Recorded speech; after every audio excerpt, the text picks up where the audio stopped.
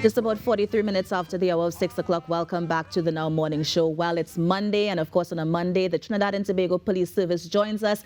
And this morning we have none other than Acting ASP Christopher Aroon, who we're actually going to talk to about parties involved in crime and if people can be exonerated based on their participation. Acting ASP, good morning. Hi, morning. Thank you for having me. Of course. You say parties involved in crime there, and I start to ask plenty questions in my head. I want to know if it's a zest, if it's a political party. And so that's why we have Acting ASP here, because I know that some people believe, well, only the person who commits the crime, only they are the ones who are culpable. And so let's look at that. How many or how can you judge, parties related to a crime? Right. So the Aiders and Abetters and Accessories Act 1861 speaks to the parties involved in a crime. So you have the procurer, the counselor, the principal, the aider and the abettor. So these are parties to a crime. So they speak to different parts people play in committing a crime. I am very curious. Who is the procurer? I was just about exactly. So the procurer would be the person who organizes and orchestrates the offense. Okay. Who is the one who wants the offense to take place.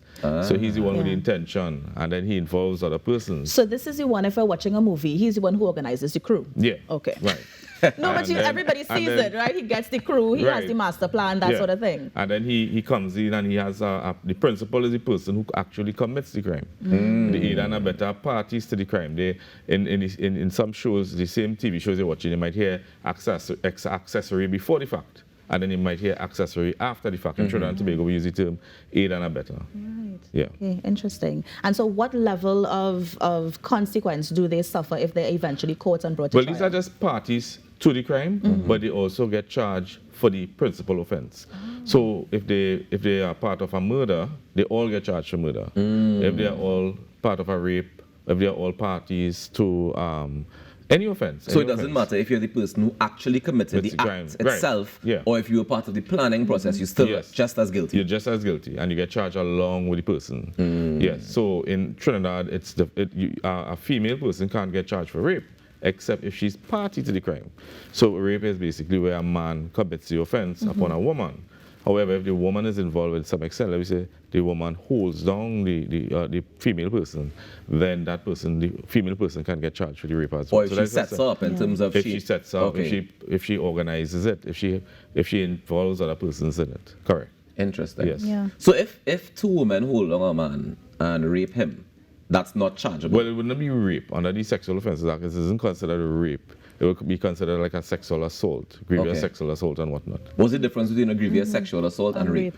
Grievous sexual assault speaks to the insertion of a body part into the female organ. And that's very specific in the act. Yes, and the act specifically speaks to rape being the penetration of a female by a male. So it specifically indicates that. Is it the same consequence? Are the consequences different for sexual? Well, they're different penalties. Right. It's just as severe. It's just that rape is more severe in the sense of the penalty, just a bit more heavy on the penalty. Very, very interesting. I think so. Acting ASP, going back to the people who are involved, the parties who are involved, right? Is it that the jurors may feel a certain amount of empathy depending on their involvement in the crime, like if it eventually goes to trial? Yes, of course. So you may actually, for example, you may have a team of persons or a number of persons getting charged for the same offense. However, when they go before the court, you have different, they all might actually take different attorneys, and the different attorneys may argue their point of view. Listen, I only took part in this way. I didn't know about the rest and whatnot. So yes, so they can't present themselves as a different party in the crime at the court. Yeah. Is that usual practice where, I mean, we mentioned all these people who aid and abet and all that stuff, right? But usually in the TTPS, when we find somebody or we charge somebody for an offense, do we usually look for the people who are aiding and abetting as well? Of course. And how many times do we actually find those people? Well, there's a number of times. We're talking about hundreds of cases and thousands of cases the TTPS investigates. And there's always parties to the crime. Right. But in terms of effectively charging them, you need to get evidence. Right. So you always have to, so in most cases, you have to depend on the evidence of the guilty party to prove that somebody else assisted them. So you have to, it's an intricate investigation sometimes, and you have to weave your way through the investigation to find how they actually played part in it. So you might find yourself susceptible to being arrested you may or may not be charged. Right. But you may find yourself arrested and answer that question. Yeah, because I would imagine as well there's some falsehood involved. I may want you to go down for it. Yeah. You understand? As a form of spite. Yeah. So then you make a report or you tell the officer or the investigator, listen, I wasn't acting alone, so and so, and you know the investigator takes a statement or they take the evidence from the person in the form of writing and they go to the other party and they say, well, listen, I have evidence, so I have information that you partook in this crime, and they caution them under the judge's rules and they take them before and they investigate. They may arrest them if it's an arrestable offense, and they question them and whatnot, and they hear their side of the story if they have a defense, if they have an alibi, and they hear their side of the story. We always give that other person or anybody we interview, anybody we investigate, an opportunity to say their side of what occurred, if they have one. Acting ASP, I'm also wondering how involved are the other departments? So, for example, do you go to ballistics and that kind of thing when you're doing these sort of investigations? Yes, of course. It depends on the nature of the investigation. So investigations can range from white-collar crime, blue-collar crimes, and gang-related offenses, or obscene languages. Any kind of offense you could think about, there's an investigation done. Sometimes it's just a mere offense, and then there's an intricate investigation done, and we involve the scientific agencies such as Forensic Science Center. We have the Armory down at the TTPS barracks. We have CIRU in Camp Komoto. So we involve the crime agencies, crime scene investigation department as well. Interesting. I love it. It's always very interesting because sometimes we don't always know all the things that the TTPS is involved in, right? Right. But I'm curious as to what is the. I know that every investigation would have a different time frame in terms of getting completed, right? Yes. But what's the best case scenario for you? As if somebody is investigating a crime, right, and you say, all right, I want to give myself a time frame to get through this, to get this done, because things piling up on a daily basis. We hear about crime, and I have a new one for you to solve and a new one for you to investigate every single day. There's no real time frame. I mean, in some jurisdictions, you would have a time frame. You have a case turnover situation. It's a difficult thing to put time frame on because in cases like child protection cases at the Special Victims Department, you may have a cooperating victim or witness. And they may need counseling.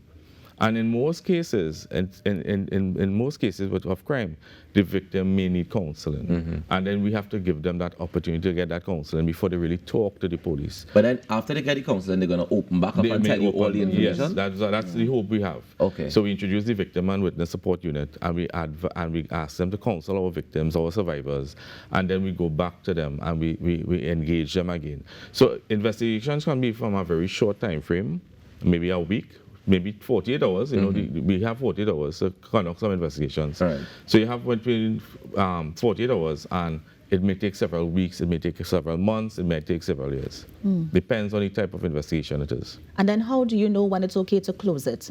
If it isn't solved, how do you know? All avenues must be exhausted in investigation. Cold. Yeah. That's what it is. Cold case. Exactly. It has to be.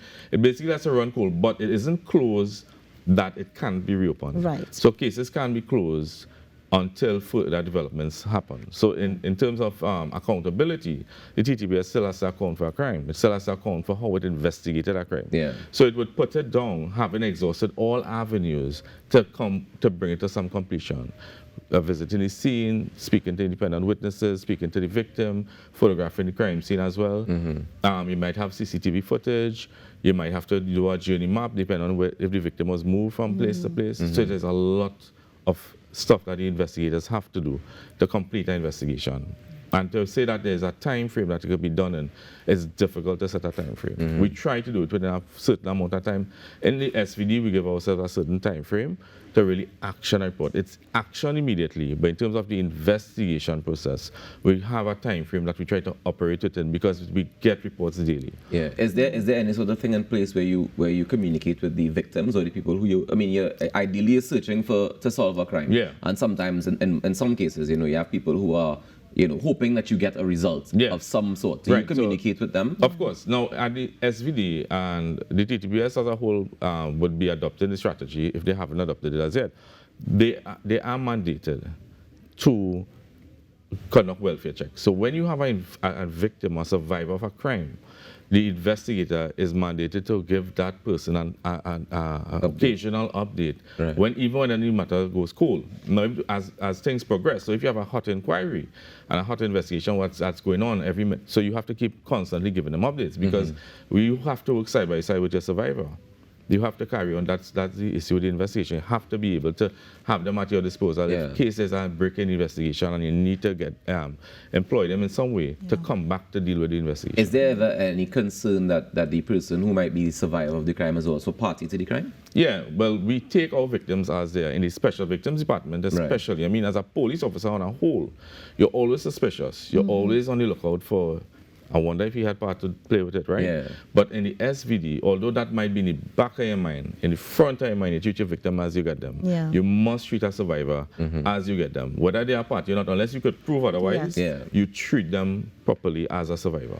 Acting ASP, I was wondering, do you believe that you have enough resources to fully manage the type of investigations that are needed for the crime? Because as we mentioned, crime happens every day. Sometimes it's solved within 48 hours. Sometimes it goes longer. And so do you believe that we have enough resources in the service to deal with those types of investigations? Well, in any organization, you'll never have enough resources. But in the TTPS, I mean, you have to, it's basically a networking strategy. You have to be always constantly working with the resources you have. And you may never have enough resources, because it's about management of yourself as an investigator and as a department.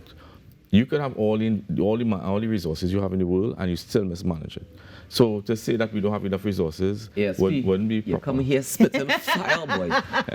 On a Monday morning, you come spitting fire. You can have all the resources and still do nothing. No, but sense. But of course, it's the truth. And I thank you for saying that this morning, and I thank you for joining us this morning. But before we wrap up this segment, I understand you have a special birthday that you need to say. Yes, there's a special someone I wanted to say happy birthday to. Her name is Ara Miriam. Happy birthday. She'll be 7 years tomorrow.